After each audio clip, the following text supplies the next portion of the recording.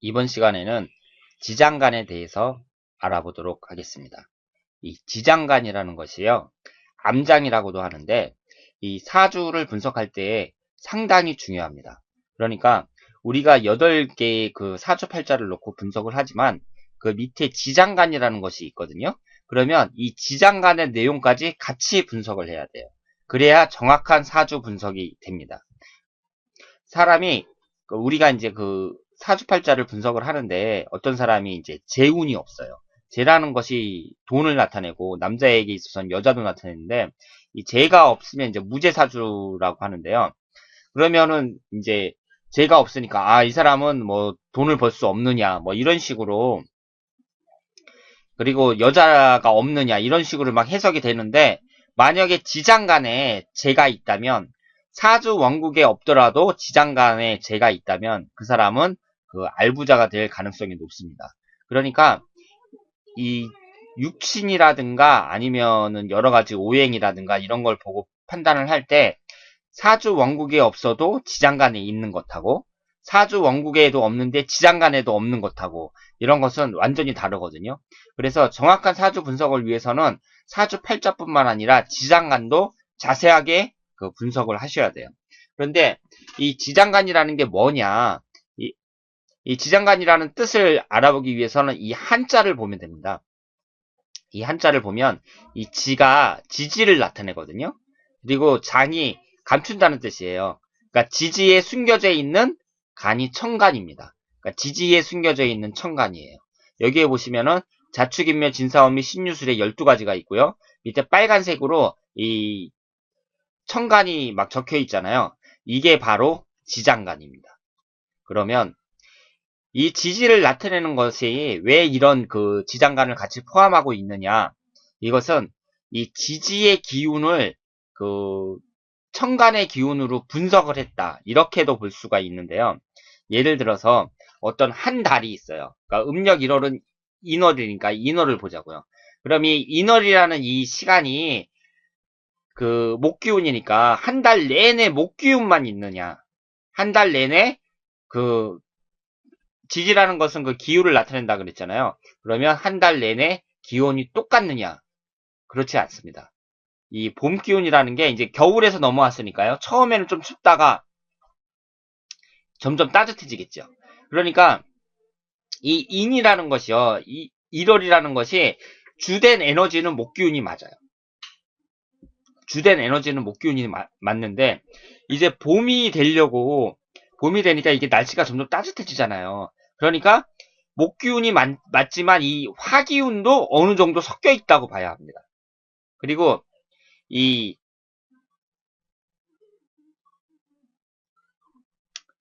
미월이다. 미월이면 이제 그 한참 더울 때를 지나가지고 음력 6월로 이렇게 넘어가거든요. 그러면 미라는 것이 이제 그 토기운이니까 주된 에너지는 기토가 맞다고 생각하는데, 이 더운 에너지가 그 한창 여름에서 없어지기는 했지만, 그 줄어들긴 했지만 완전히 없어진 건 아니거든요. 그러니까 정화의 기운도 어느 정도 갖고 있다고 말씀을 드릴 수가 있죠. 그래서 한 달이라는 그 한 달이라는 그 때를 딱 분석을 했을 때 한 달 내내 똑같은 에너지만 흐르는 건 아니라는 거죠. 주된 에너지가 있으면서 주된 에너지 외에 다른 에너지도 어느 정도 섞여 있다, 이렇게 볼 수가 있습니다. 그래서 그 주된 에너지를 봉기라고 하고요. 뭐 남은 에너지를 역이라고도 하고, 뭐 시작하는 에너지를 뭐 중기라고도 하고, 그래서 뭐 봉기, 중기, 역이 그래갖고 날짜까지 이렇게 친절하게 적어갖고 이렇게 설명하는 데도 있는데요. 그러니까 뭐 1월 2일부터 16일 동안은 뭐 목기운, 16일서부터 5일 동안은 뭐 화기운, 뭐 이런 식으로 그 한 달을 갖다가 그런 식으로 이렇게 분석을 해서 그 날짜까지 막 달달 외우는 사람들도 그렇게 있거든요. 그런데 지금 우리나라 어디를 가시든지 이 사주명리학 배운다는 데 이렇게 가면은요, 이 지장간을 이렇게 딱 표로 만들어요. 표로 만들어 갖고 외워라, 중요하다 그러거든요. 그러면 사람들이 노트에다가 표로 이렇게 만들어 갖고 어떻게 외우냐면, 자는 임계, 축은 기신계, 이는 갑병무, 묘는 을갑, 지는 무을계 이러면서 외우거든요. 그러면 진짜 안 외워져요. 그거. 이 외우는 게 그게 그 보통 힘든 게 아닙니다.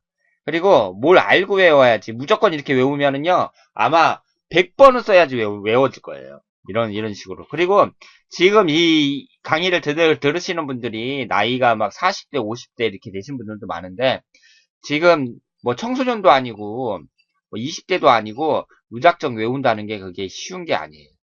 그러니까 지장간을 갖다가, 물론 알고 계셔야 되는데요. 외우겠다는 생각은 하지 마시고 지금 외우지 마세요. 제가 일단은 오늘은 이 지장간의 끝을 보려고 이 강의를 하는 게 아니고요. 이것도 한 중급이나 고급 과정 정도 들어갔을 때는 여러분들이 그 저절로 그 떠오르도록 이 지장간이 저절로 떠오르도록 그렇게 이해를 시켜드릴 겁니다. 그러니까 걱정하지 마시고요.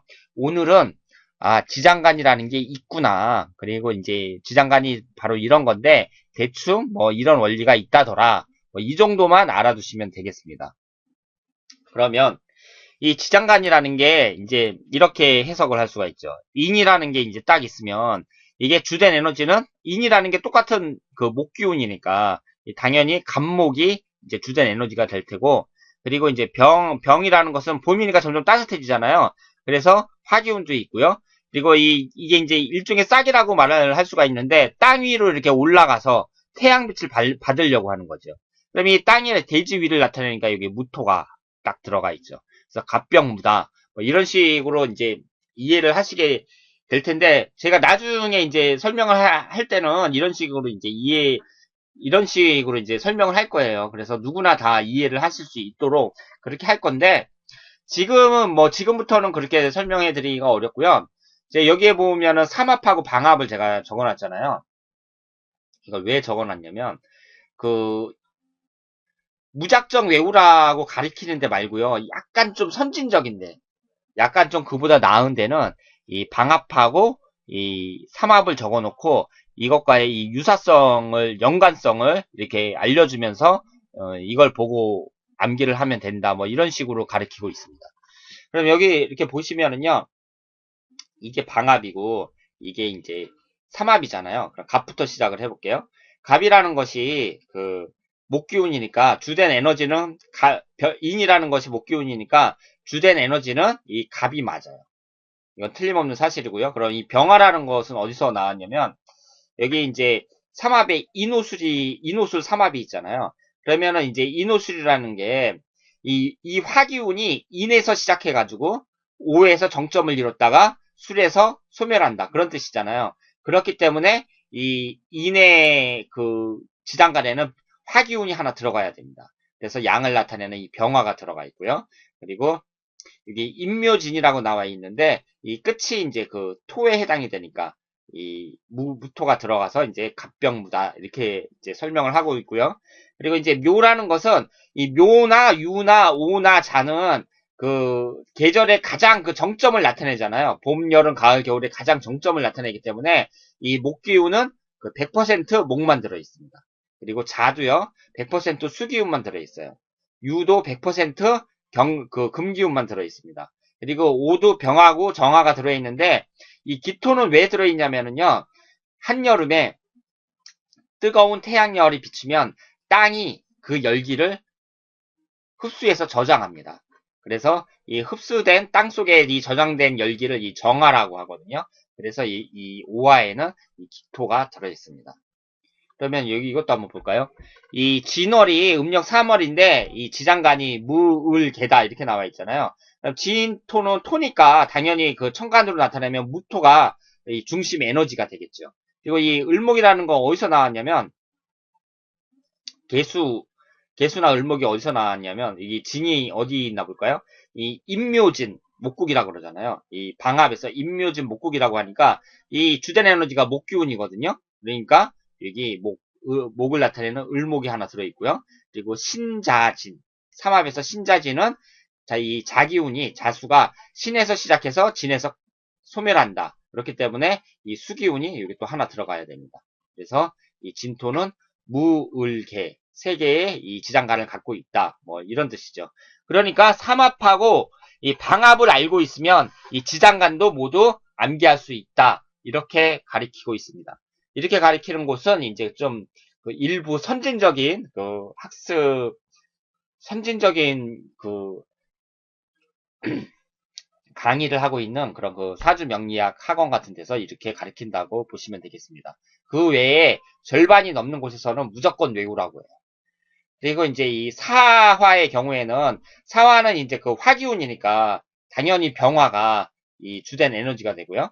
그리고 이제 사는 어디 들어갔나 볼까요? 사가 이제 그 사유축 금국이 되니까 이 금이라는 게 금기운이 사화에서 시작이 돼서 축에서 소멸한다 그런 뜻이잖아요. 그러니까 금기운이 하나 들어가야 돼요. 금에 해당되는 이 경금이 하나 들어갔고요. 그리고 또 사가 어디 있나 볼까요? 사오미 목구 사오미 화국인데 이 끝이 토니까 이 무토가 들어갔습니다. 그리고 이제 오화는 제가 말씀을 드렸고요. 그리고 이제 미토를 한번 볼까요? 미토는 저기 그 음토니까 당연히 기토가 그 주된 에너지가 되고요. 그리고 미가 어디 있나 볼까요? 해묘미.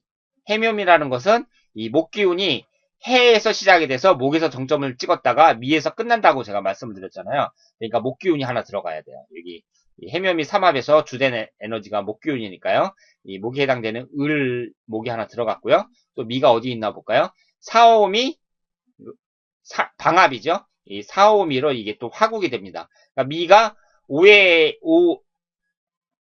이 오화의 이제 그 끝에 해당이 되니까 이 오화에 해당되는 화에 해당되는 정화가 여기 이제 하나 들어갔죠. 그러니까 미토라는 것도 기을정. 그러니까 주된 에너지는 기토인데 을목과 이 정화의 그 에너지를 같이 갖고 있다. 이렇게 말씀을 드릴 수 있겠습니다. 그리고 신이라는 거 한번 볼까요? 신이라는 것은 그 경금이잖아요. 이 금을 나타내기 때문에 당연히 경금이 그 주된 에너지고요. 이 임하고 문은 어디서 나왔나 한번 보겠습니다. 이 신자진 삼합을 보면 이 신이라는 것이 그러니까 자수는 이 신금에서 시작이 돼서 이 자에서 정점을 찍었다가 이 진토에서 소멸한다. 이런 뜻이니까 이 신이라는 것도 자수의 영향을 받죠. 그래서 이 수기운에 해당이 되는 이 임수가 여기 들어가 있습니다. 그리고 신유술에서 이 끝이 토니까요. 이제 이 무토가 들어갔어요.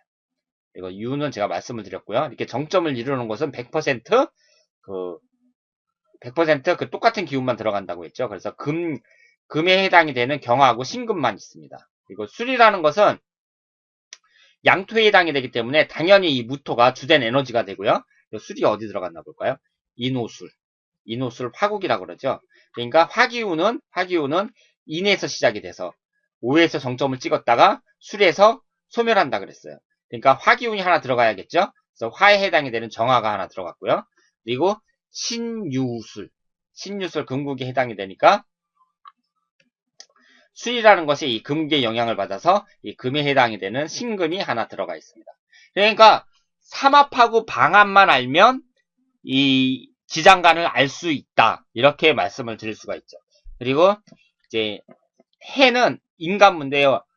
이 해에 해당이 되는 그 천간이 이게 수기운이잖아요. 그러니까 당연히 임수가 이제 그 주된 기운에 해당이 되고요. 그리고 임이라는 게 해라는 게 보면은 해묘미 목국에서 처음 시작되잖아요. 그러니까 목에 해당이 되는 이 간목이 하나 있고요. 그리고 또 해에 해당되는 게 해자축 수국에서 끝이 토기운이니까 여기 이제 무토가 들어갑니다. 그리고 자는 이것도 이제 겨울에 정점이 있으니까 100% 수기운이고요. 축이라는 것이 그 음토잖아요. 그러니까 이 기토가 주된 에너지가 되고요. 축이 어디 있나 볼까요? 사유축 금국이니까 여기 그 금에 해당이 되는 신금이 하나 있고요. 그리고 또 축이 해자축 수국에서 마지막이니까 이 수에 해당이 되는 개수가 여기 들어 있습니다. 그래서 삼합과 방합을 알면 지장간을 알 수 있다. 이렇게 말씀을 드릴 수 있겠습니다. 근데 이것도 제 생각에는 그렇게 좋은 것 같진 않아요. 왜냐하면은 그럼 이걸 딱 봤을 때 금방 확 보자마자 딱 떠올라야 되거든요. 그러니까 축을 딱 보면 기신계, 인을 딱 보면 갑병목, 해, 인간목 이런 식으로 딱 떠올라야 되는데 방합 생각하고 삼합 생각하고 그러면 이게 빨리빨리 잘 외워지지 않을 것 같은데, 하여튼 여러분들은 제 수업을 들으면서 외운다는 생각은 완전히 버리시기 바랍니다. 외운다는 생각은 완전히 버리세요. 그냥, 게다가 지금은 시작한 지가 얼마 안 됐잖아요. 오늘이 바로 7강인데, 앞으로 뭐 수십 강 이렇게 이어져야 되거든요. 뭐 40강, 50강 막 이렇게 나가야 되는데, 지금부터 뭐 기초니까 든든 탄탄하게 외워야지 이런 생각은 절대 하지 마시고 그냥 반복해서 들으세요. 그냥 부담 없이 한번 쭉 들으시면은 나중에 그 춤과 합도 그렇고 지장간도 그렇고 이 원리가 다 이해가 되실 겁니다. 제가 충분히 이해가 되도록 그 설명을 해드릴 테니까 걱정하지 마시고요. 자, 오늘은 그러면 기초 강좌에서 가장 중요하다는 그 방합, 그리고 삼합, 그리고 반합, 그리고 지장간에 대해서 한번 알아봤습니다. 자, 다음 시간에는 점점 더 깊이 들어가는 거죠. 그래서 그 머지않아 여러분들이 이 사주를 보면 그 훌륭하게 그 분석해낼 수 있는 그 도사들이 되도록 제가 그 강의 준비를 잘 하겠습니다. 그러니까 제 수업을 잘 들으시는 분들은 그 앞으로 도사 될 날이 멀지 않았어요. 자, 그러면 오늘 강의는 여기서 마치고 다음에 더 좋은 강의로 찾아뵙겠습니다. 감사합니다.